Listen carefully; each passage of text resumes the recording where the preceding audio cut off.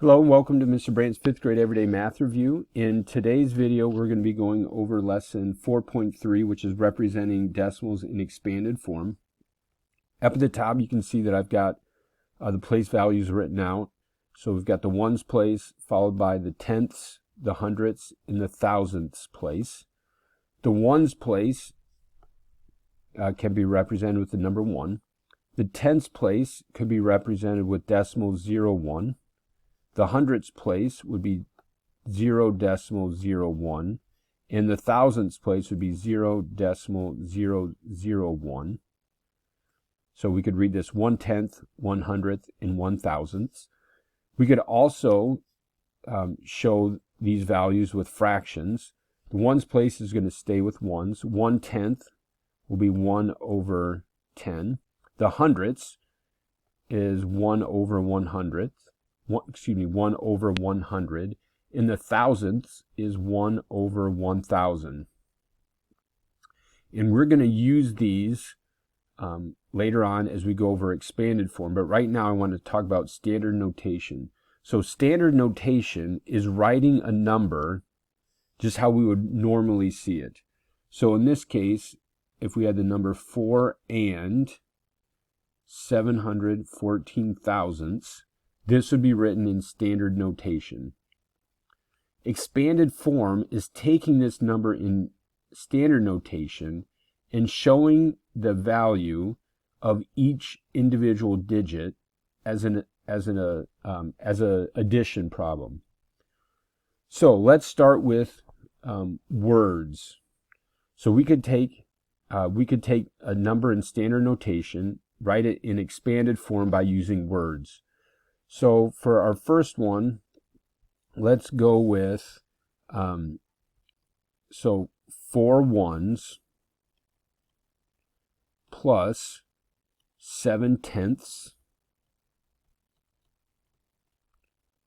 plus 1/100th plus 1/1000th.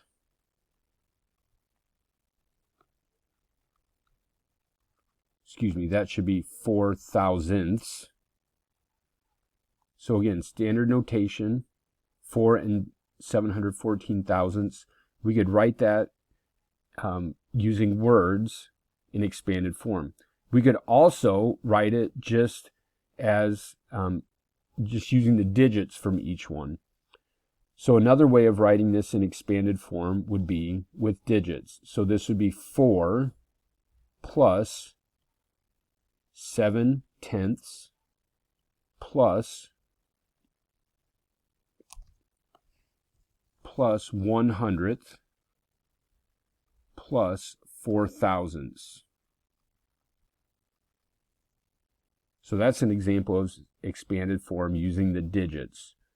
Now the next two examples of expanded form are going to be using the numbers that we see here, multiplying them by each place value. So let's start with the decimals up here. So we're still using this for our example number.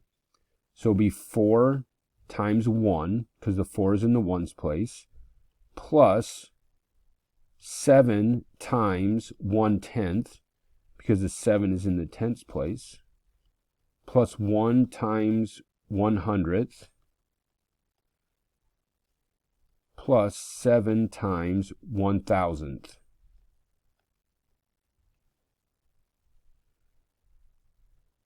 Then our final example is going to be using the fractions. So the first one is still going to look the same. It's still going to be 4 times 1.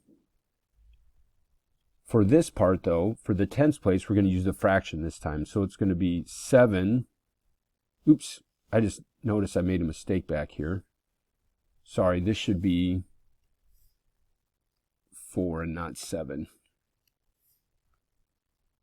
So 4 times 1/1000th.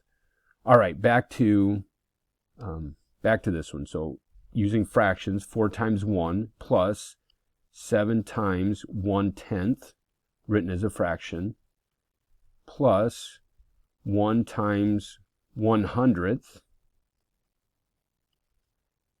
plus 4 times 1,000th.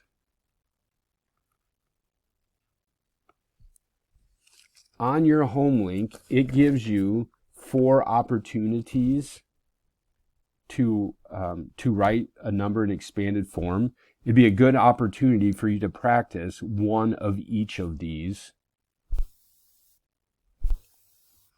The next portion of your Homelink, it gives you a number written in expanded form, and you need to write it in standard notation. This number doesn't have anything times the ones place. So that tells us there's going to be a 0. Then we also need to include our decimal.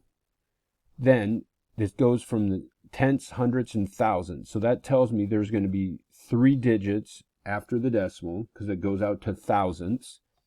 So 6 is in the tenths place, which is right after the decimal. So 6 is going to go here. 3 is in the hundredths place, and 9 is in the thousandths place. So we have 0 and 639 thousandths. For our practice problem at the bottom, we have a couple of word problems. So here's the example that we're going to use for this one. There are 21 kids in class. 1/3 of them rode their bike to school. How many rode their bike? So I know that there's 21 students.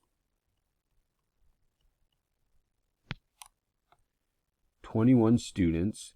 And of those 21 students, 1/3 of them rode their bike to school.